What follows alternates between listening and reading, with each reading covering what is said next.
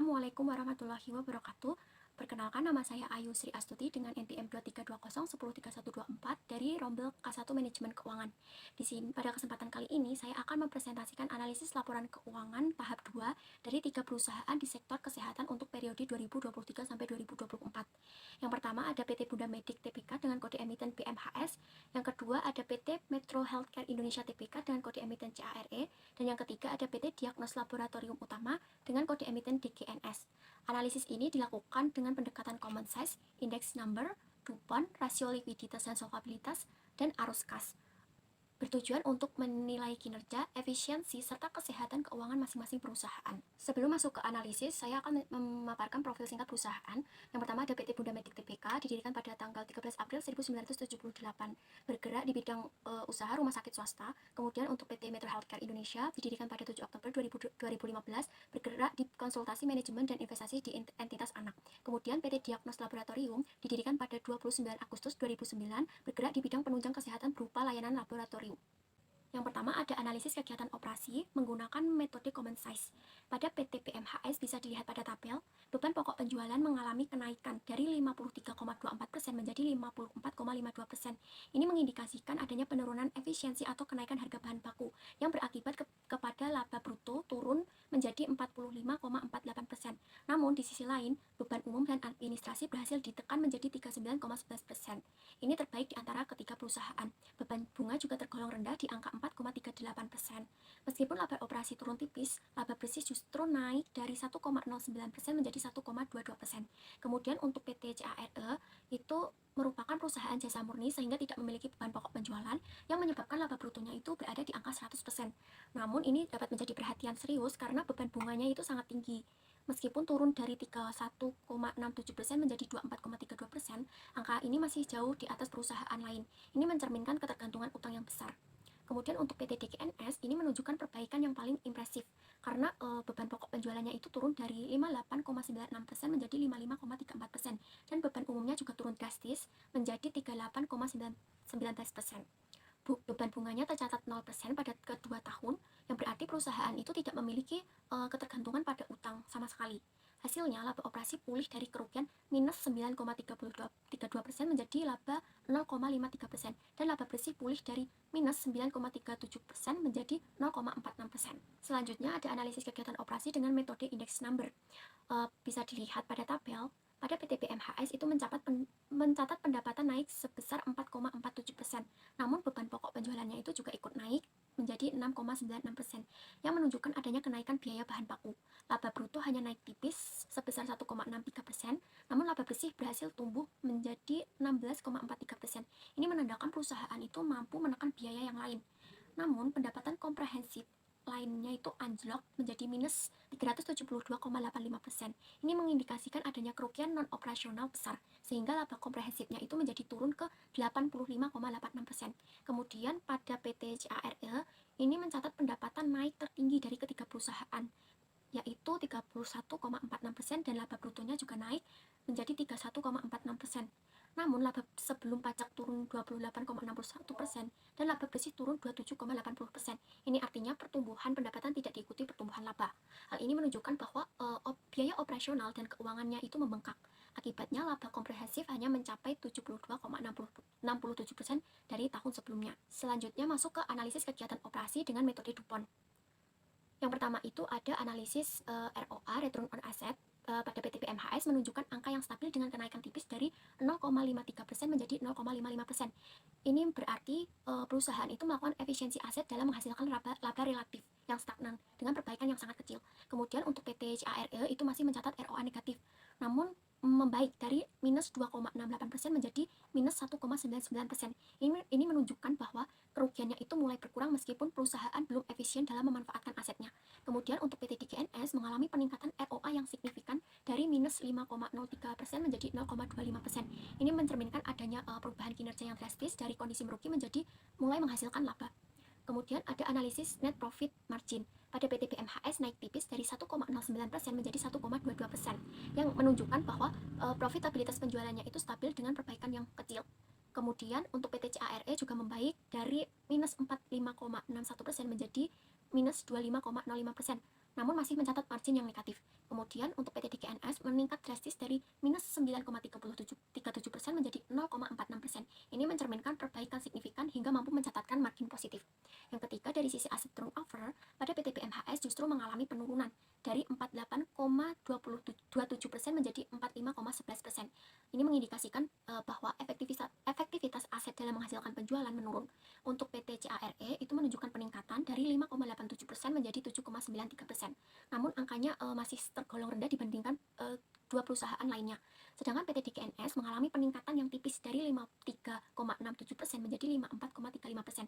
Ini mencerminkan bahwa perputaran asetnya itu yang paling efisien dan stabil di antara ketiga perusahaan. Selanjutnya, dilihat dari sisi financial leverage, pada PT BMHS bisa dilihat pada grafik, menurun dari 171,28% menjadi 160,46%.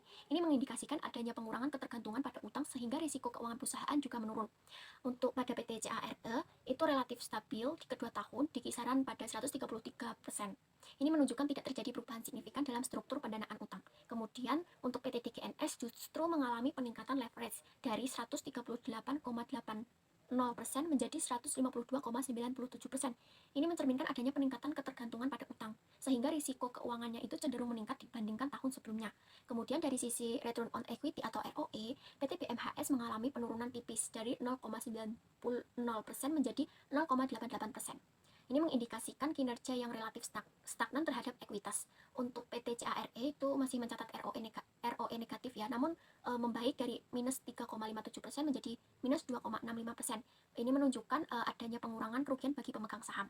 Kemudian untuk PT DKNS ini dampak dari peningkatan ROA, NPM, dan aset turnover pada PT DKNS mengalami peningkatan yang drastis dari minus 6,98% menjadi 0,38%. Ini mencerminkan perbaikan yang signifikan hingga berhasil mencatatkan ROE positif. Perbaikan di DKNS ini merupakan dampak dari peningkatan ROA, NPM, dan aset turnover, meskipun leverage perusahaannya itu meningkat. Dan ini merupakan sinyal yang sangat positif bagi pemegang saham PT DKNS. Kemudian masuk pada analisis laporan keuangan menggunakan laporan arus kas. Bisa dilihat pada tabel, PT BMHS itu mengalami penurunan kas operasi dari 51,4 miliar ke 34 miliar.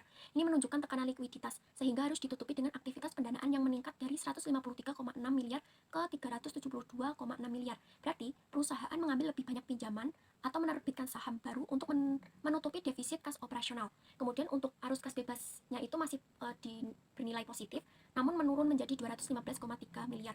Rasio kecukupannya berada di 18,59% dan rasio reinvestasinya turun drastis dari 1,32% menjadi minus 1,22%. Ini menandakan bahwa kemampuan reinvestasinya itu mulai menurun. Selanjutnya pada PT CARE, ini menunjukkan kondisi yang paling buruk dengan arus kas operasinya itu negatif dan semakin memburuk dari minus 83 miliar menjadi minus 113 miliar. Ini berarti perusahaan tidak mampu menghasilkan kas dari operasionalnya, dan bahkan defisitnya juga semakin besar, sehingga perusahaan sangat bergantung pada pendanaan eksternal untuk bertahan. Untuk arus kas bebasnya itu bernilai negatif, minus 156,1 miliar, ini mengindikasikan ketergantungannya itu sangat tinggi pada utang untuk bertahan. Rasio kecukupan arus kasnya juga ekstrim, berada minus 921,81%. Rasio reinvestasinya juga negatif, memburuk dari minus 2,58% menjadi minus 3,87%. Ini menunjukkan adanya ketidakmampuan perusahaan dalam melakukan reinvestasi internal akibat krisis kas yang berkepanjangan.